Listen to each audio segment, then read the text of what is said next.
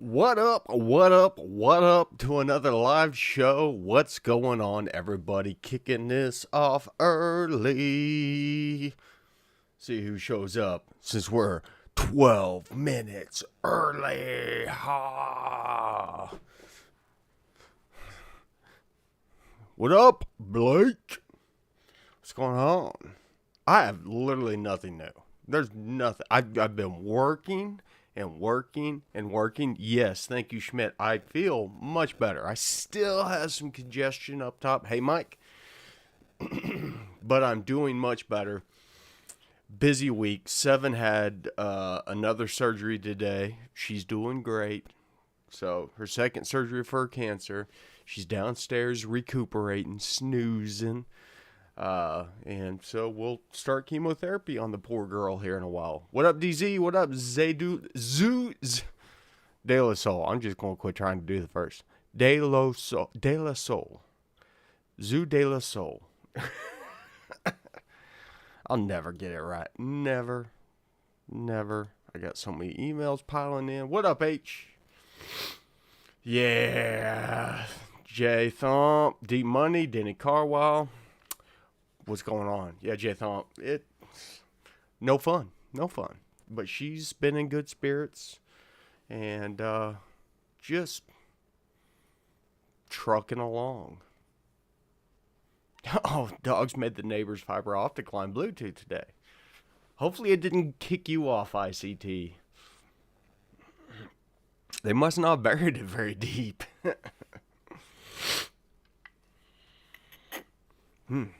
It's hot. I've got the fan going. If it's making too much noise, let me know. I don't think it does. I don't know. You know, we tried to do CBD treats for the dogs, and it seemed to upset their stomachs. So I don't know. The wife handles all that stuff. I'm a big dummy. What up, Brad? How you been? Lewis, first time watching a live. Welcome to the live show. This is where the party's at. Raise the roof. People still do that? I don't know. Am I dating myself? I'm old enough to know what raising the roof means. What up, Breezy? How you been, brother? How's Texas been treating you? Been cranking them tunes out? So yeah, literally, I it's just all been work and dog stuff this week. So boring. I mean, I had some parts show up, but we're not going to talk about them because you're going to see them whenever I install them.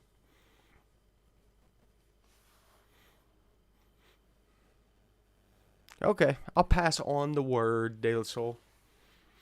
Yep, just kind of sitting around doing nothing.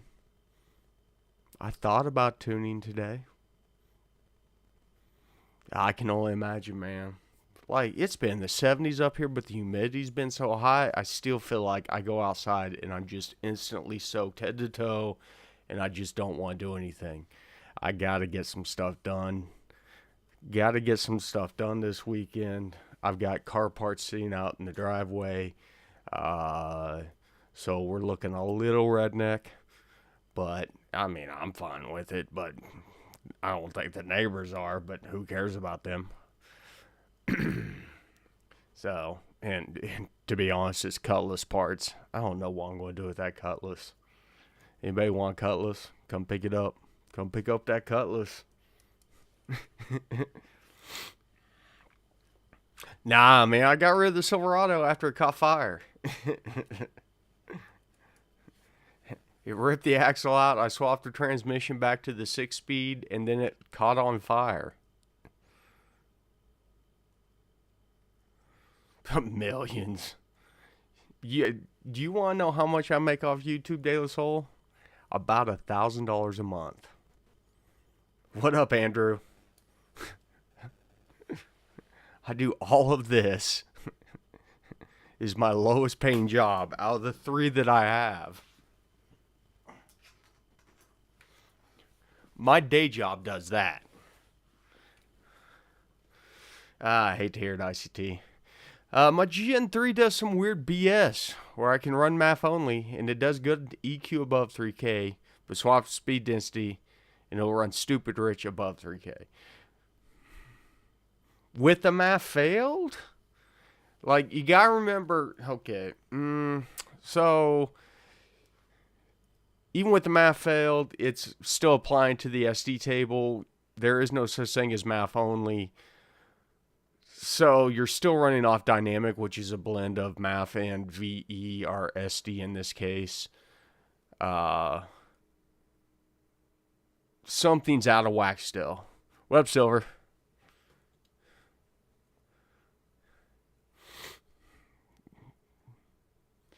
Viper have turbos on it yet or what? Joe, the Viper has been in storage for months.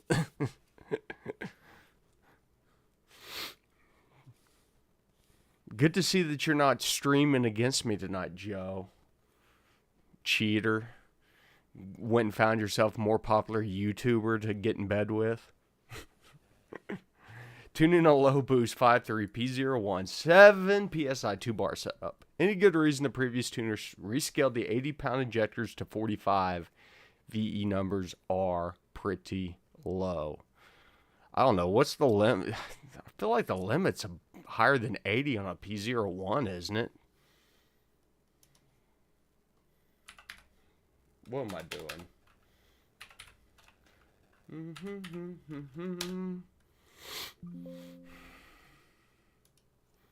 I ain't doing. The only thing I've ordered for the Viper is new mufflers. So, calm down. It's almost winter time. So once we get to winter time, then we can start talking about what we're going to do to the Viper after we do stuff to the Nova.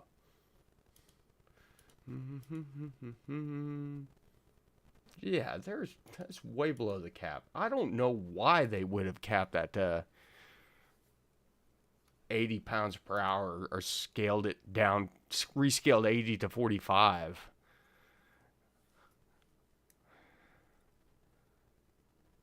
That could be, but I would set it back and put correct injector data in there and tune it properly, H. Yeah, I picked up a 16 Viper, Justin. Let's see, what am I missing here? Well, you've been busy, Breezy. I forgive you. Gen 4 cam tuning, math, timing, all in line. Idle's good in park and in gear. Hot restart, has to touch throttle. What am I missing? If it's just hot restart, check the Fuel FA multiplier stage underneath the fuel general tab. It'll be over the far right. Cranking fuel is temperature based. Generally, you can get it fixed there. If you're having to touch the throttle a little bit, I don't know. Maybe try leaning it 10%, see if it does any better than richening it up. Need to put an I will never put an SMX in any of my cars. I will go on the record right now and say there are reputable engine builders out there that actually make motors that don't die. Besides Steve Morse or whatever the hell his name is. That dude's a joke.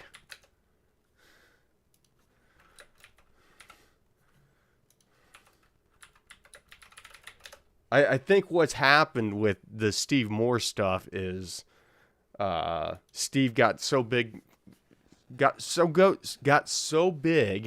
that he's not doing much of the work anymore, and the people he hired are not maintaining quality control, and those motors just are junk. A lot of money for something that ends up eating bearings, after one or two pulls. Yeah, exactly. And the funny thing about it is Cletus got him 400,000 subs, and the motor that Cletus got from him has never ran right. So, great advertisement. Like, hey, check out this badass motor that does not work, and was trashed whenever he took it out of his car and cut me a great deal on it. Like, the whole thing is just... And there's some other behind the scenes stuff going on with SMX motors that if, you know, people that have bought them and had to spend $20,000 to have them remachined because the machining was so bad on them, it's like, do your research. Listen, I'm talking to guys that are putting, you know, turbos on 5.3s. You guys aren't buying SMXs. So, just saying, if you ever hit the jackpot, decide that you want to build a race motor. Who's the other group? Pro Light or whatever.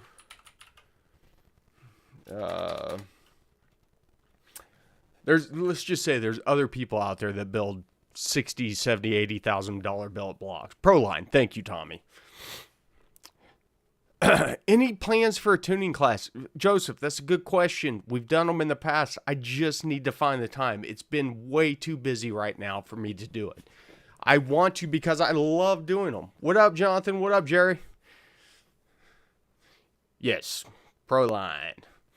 I don't know that they're true Hemis, though. I think they're big block Hemis. So basically big block Chevys with a Hemi head on them, right? That seems to be the true big power makers. Big block Chevy with a Hemi head. So, I missed something. Somebody's asking about good EQ ratio for E85. 0.85, man.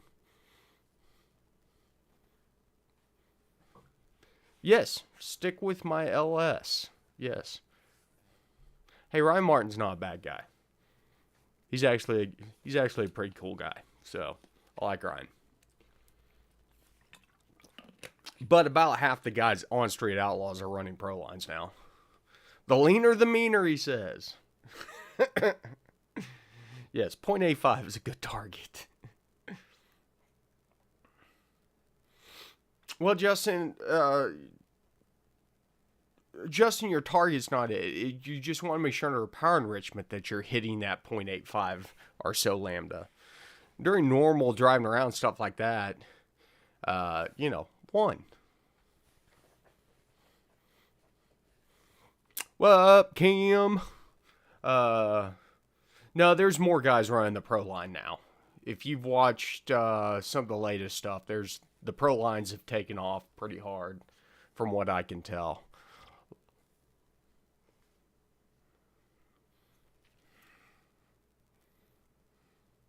Yeah, exactly. Never going to feel as fast as it does the moment right before the pistons melt. Oh, wow. D-Money Garage coming in here with an O2 Sunfire.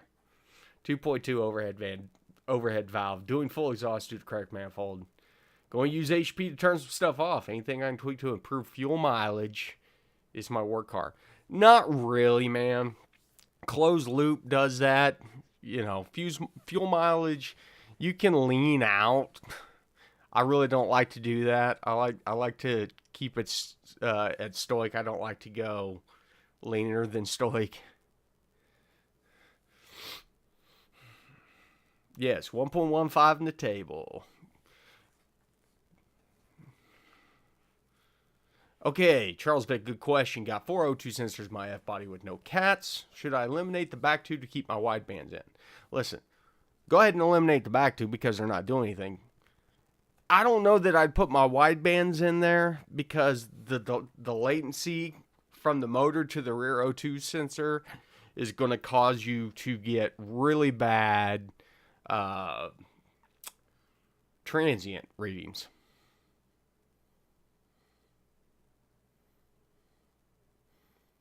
I believe that. Local machine shop has my 6-liter, 1,000 horsepower for less than most people having a turbo. And that's the thing, man. Most engine shops are way overpriced. It's not really rich from factory for emissions, though. Not on a 2002 Sunfire. It's commanding 14.7. Kim says everybody needs to ask questions so she can keep on learning. She's taking notes.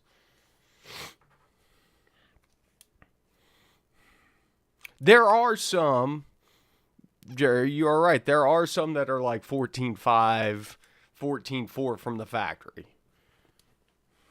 But a lot of them, especially stuff that isn't going to be high horsepower setups, jazz like that, are going to be right at stoic, and that's what closed loop's going to be commanding. So, yep. Man, look at this. Where's he at? Joe Simpson comes in here, talks trash, then dips out. That guy.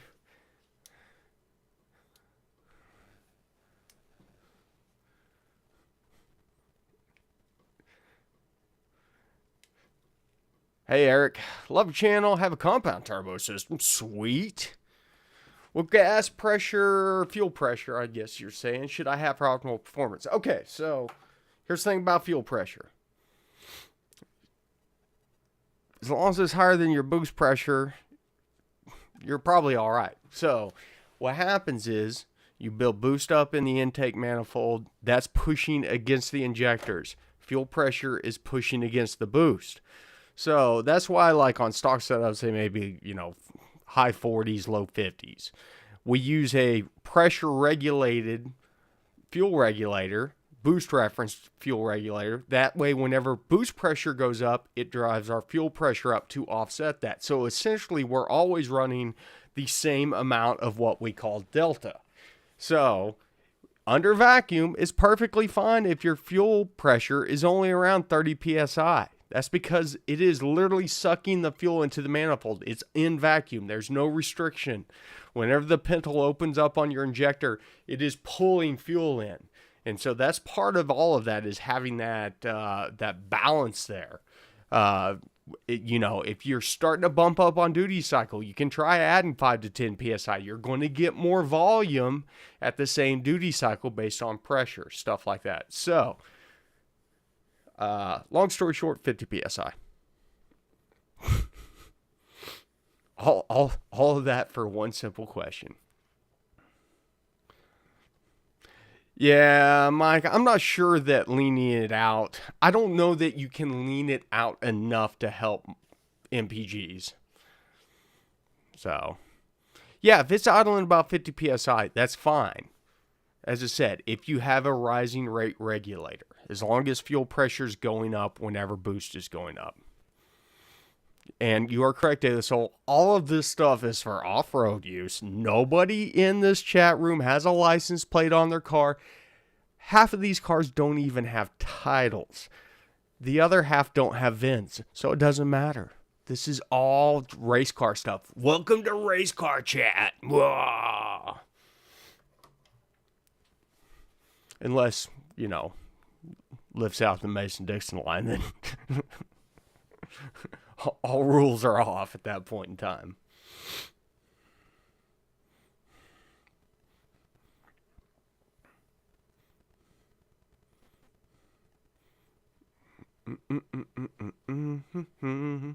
Good questions. T.W. Adam. I appreciate you coming to the live show. Thank you. Tune in every Thursday night, 8 Eastern, sometimes a little earlier.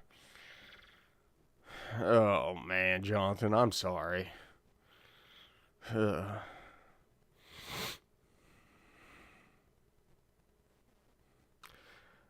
Matthew, maybe not. That might be something. Matthew asked if I have more videos that he may have missed on Gen 5 torque tuning. Maybe not. So, use a dyno, which is awesome because you actually have a torque reference that you can build that on. You can look at the parameters that the torque tables are based on and actually set those up. Generally, what I try to do, though, is just bring everything up to a realistic. Remember, those virtual torque tables have to be realistic numbers. The only place I really play around with it outside of just bringing them up as we make more power is around the idle section, because it will control timing for your idle. And so if the idle section is messed up, it won't idle right. You see guys go out there and they go into the idle tab itself and jack with all these settings. I found keeping all those stock and just raising or lowering the actual torque value for idle makes a bigger difference. Gets things idling way better. Now, here's the big thing about virtual torque. your air has to be dialed in first. Has to be. Both MAF and VE have to be very good. Very good. If they're not, any torque adjustments that you make, you will be spinning in circles.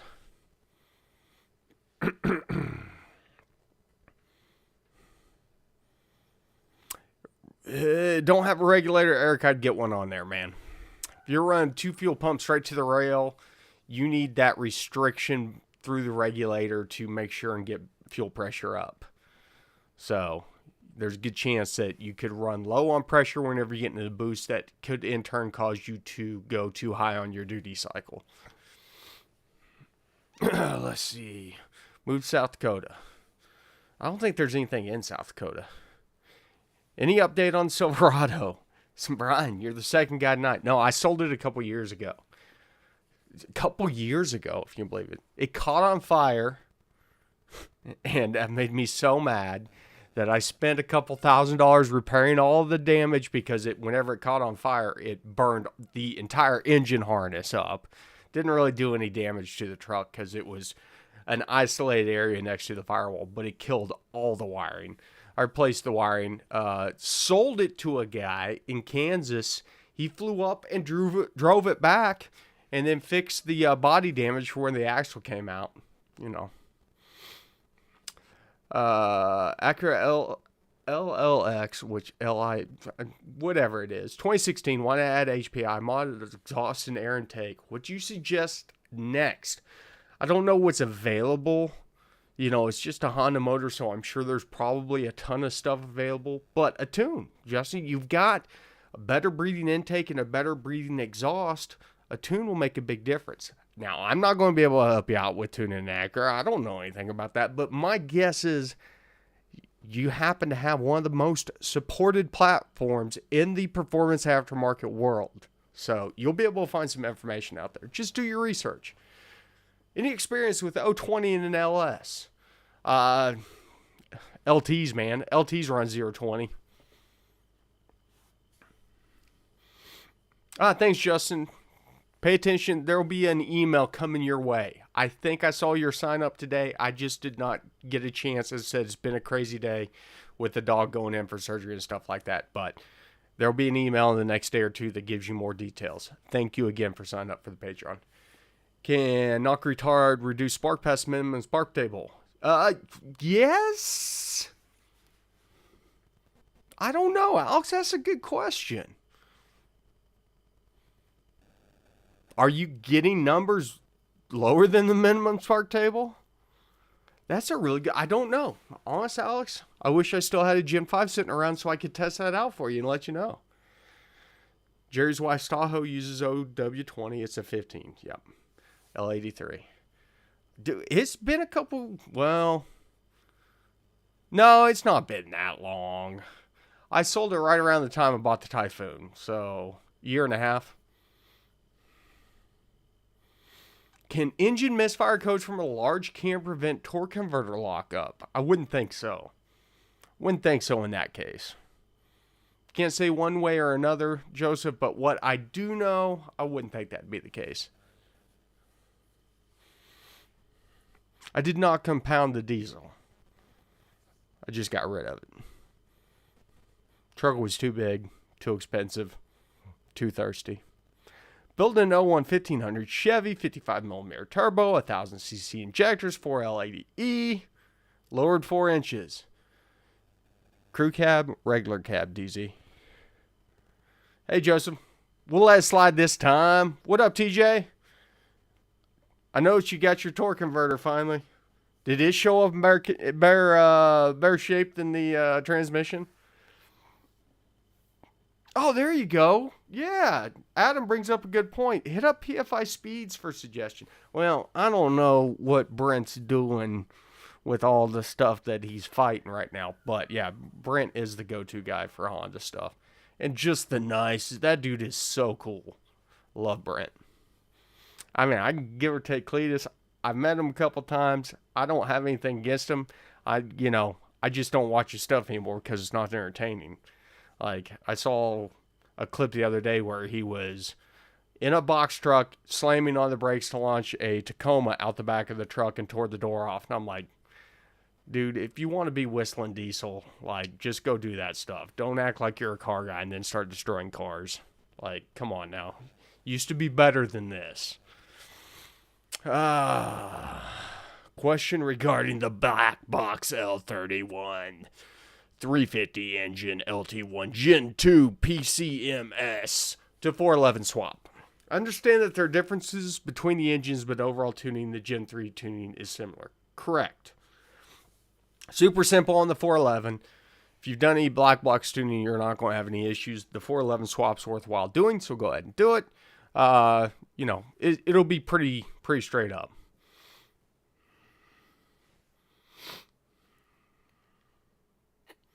What electrical component would prevent a manual car that runs but won't move? There should be no electrical component. The engine's running and it's a manual. If you can't get it in gear, it's got to be throw out bearing of the clutch. But there's not an electrical component that would. And, I mean, if the clutch is hydraulic, that could be a problem. But, yeah, I don't think so. Just wondering.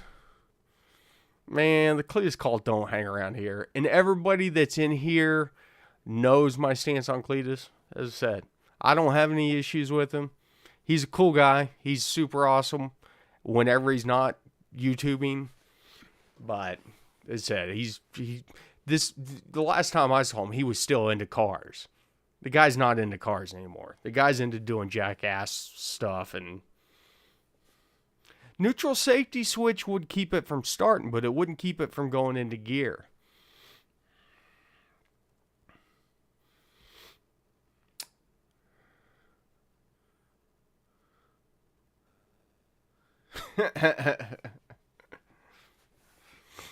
I'm never shipping a transmission again, TJ. Never. What up, Bernard? Kim says, so glad you verified the math. You have to be right first. On the 5th gens. Listen, 5th gens. 5th gens with virtual torque. Because virtual torque is calculated off of airflow. And that's what, remember, we don't tune fuel. Fuel is a constant. In the math equation, we tune airflow. Of course, Kim, that's what I'm here for. Well, that's a good... Well, it shouldn't be able to start it. If you can't start it in gear, then, yeah, there's an electrical issue.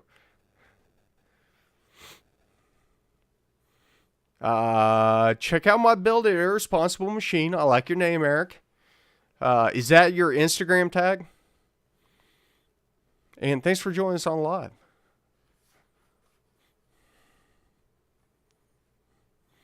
Dude, yeah, you're correct. It's freight is the way to go. We were at 147 pounds at a 150-pound limit. It won't crank over with it in gear. Well, I guess it would. If you got it in gear and had the clutch pressed, it should still start. But if it tries to move whenever the starter turns, okay, I smell what you're stepping in, Joseph. That's a good idea.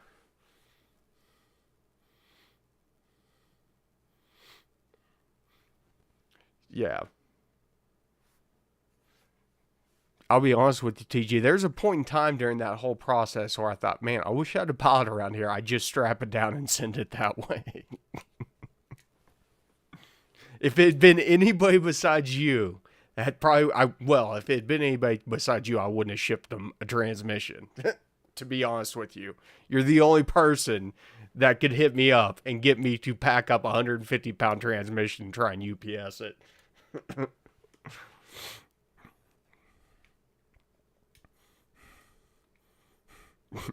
All these transmission builders make it look easy. It's not.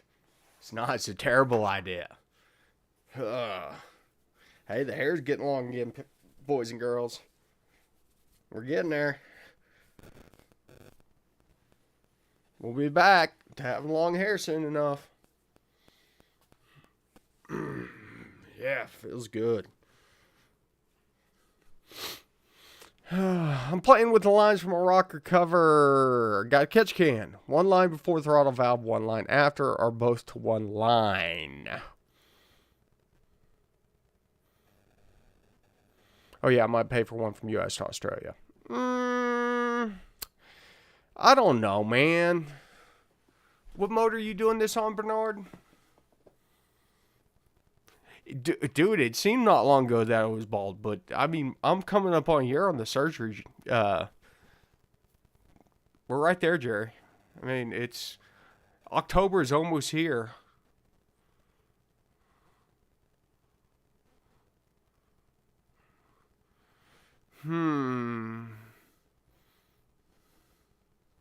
TVS 2300 on an LS3.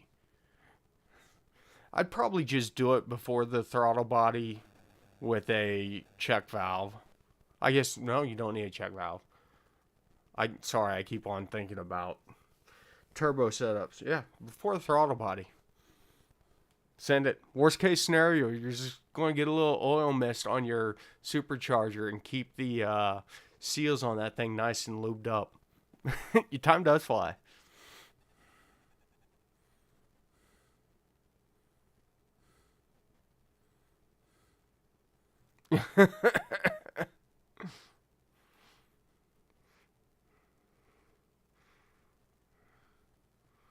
Yeah, PCV valve. I mean, technically you don't need it as long as it's on the intake side. You can go straight from the valve cover to your catch can to your intake. PCV valve, I wouldn't even bother with it. Tuning a 2000 Jeep Cherokee 4.7 stroker. MPVI3 is now working on JTEX. Good to hear. I have not kept up. Have to use the beta, and it updates. MPVI3 still seems glitchy. Well, thank you, Bob, for reporting that JTEX finally working, because I will get asked. And obviously, I'm not in that crowd, so I don't really pay attention whether or not JTEX. I don't spend much time on the forums, to be honest with you. But not surprised that's glitchy.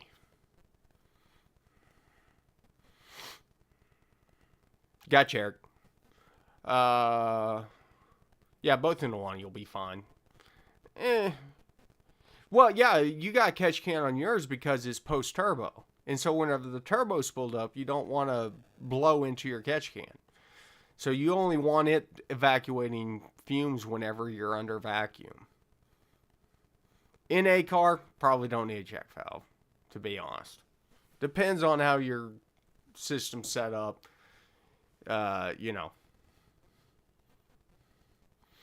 There may be a check valve in there. PCV valve may be acting as a check valve. The idea that PCV is, I think, technically supposed to close when you're at higher RPMs and then open back up at idle or at a lower RPM.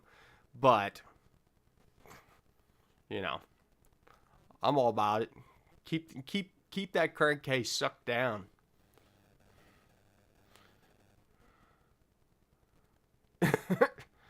Well, at least when Mythbusters was doing it, they were doing it for a reason, not just views on YouTube or something. Yeah, on your TVS 2300, you're always under bag. How is HP Tuner's RTT compared to using a Roadrunner? Man, Adam, there's probably not a whole lot of people here that even know what a Roadrunner is. That, and I don't think you can get... I mean, Roadrunner was moats, was it not? So they probably don't have any of those. Yeah, basically draw down tubes, Jerry. I don't know, because I've not used the Roadrunner, so I can't really compare. I've seen video of it being used and stuff like that, but the real-time tuning, essentially you load a custom OS on there, and then through the scanner it gives you a table that you can make adjustments to on the fly. And I don't know. I'm going to be doing some stuff on that probably sooner than later, so keep your eyes peeled. I know some people like real-time tuning. I know some people do not and prefer to use just standard tuning even on third gens. Schmidhead, I have not watched the new one yet. As I said, I've been so busy this week. I've been wanting to check out Silver Surfer's new video. Listen, I don't know if he's still in here. Andrew, do you want to grab a link if you're still in here to Silver Surfer's YouTube channel and throw it in the chat for everybody? Because there's some new people on here. Yeah, there he is. Go check out Silver Surfer's videos. He's got this awesome VVE tune, and as Schmidt said, he added auto tune, and it calculates coefficients. Yeah, buddy. I'll be checking that out this weekend. Can you use RTT on E40? No, E40's, generation 3.5, so it had to be a Gen 3. How much does new LAT block weigh? No clue, but that's a good question. Awesome. Bernard says he used Silver Surfer 6L80 trans video tune. Help me tune out, hit my flares.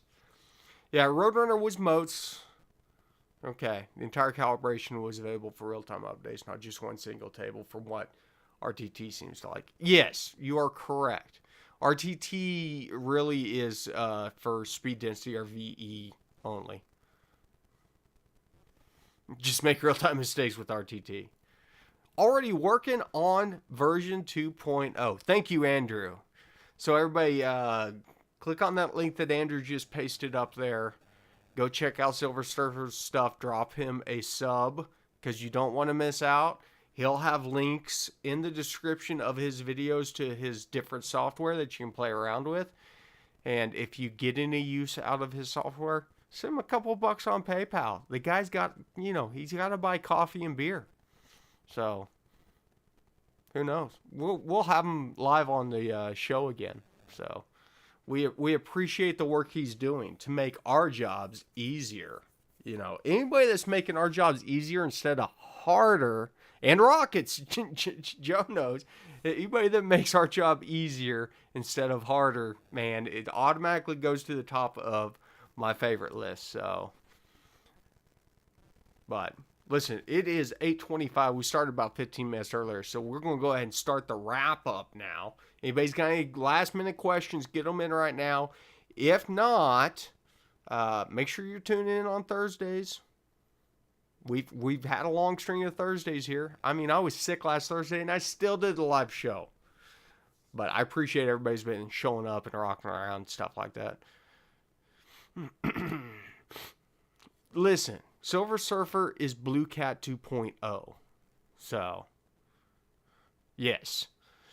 So, maybe he'll create a new trans tool for us one of these days that worked the way that Blue Cat's tool worked originally, where it extracts all the table data for us and brings it in, calculates, and pastes it back in. Have you got that side of it figured out yet, Silver Surfer? I'll just keep making my wish list longer. Oh, come on! So, what was the benefit of Silver Surfer's program? Basically, it is taking your error data that you're generating in your scanner, applying it to your virtual volumetric efficiency tables, but it's doing it in a way that's more intelligent. It's got some stuff going on in the background that's going to make adjustments to your VE table. That's going to make more sense to the way that the math actually works whenever you put it back in, as opposed to, and I'll be honest with you, the math that's built into the editor by HP tuners is not good. That's why to really get virtual volumetric efficiency to work properly, we do some weird stuff and a lot of hand smoothing and jazz like that. It doesn't like to maintain the shapes of sanity. And so just go check out his videos and you'll figure it out. Bro, Bernard, they make plenty of good parts down there in Australia.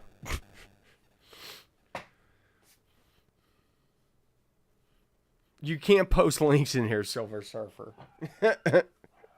There's a reason behind that. Email them to me and you're talking about, yeah. Go to Tyler, go to his page and watch it. Yeah, there's a problem with the links. Okay, listen, I'm going to get out of here. You guys know the drill. Thanks for stopping by the garage. Remember, ABT, always be tuning. I've got a small dog to go strangle.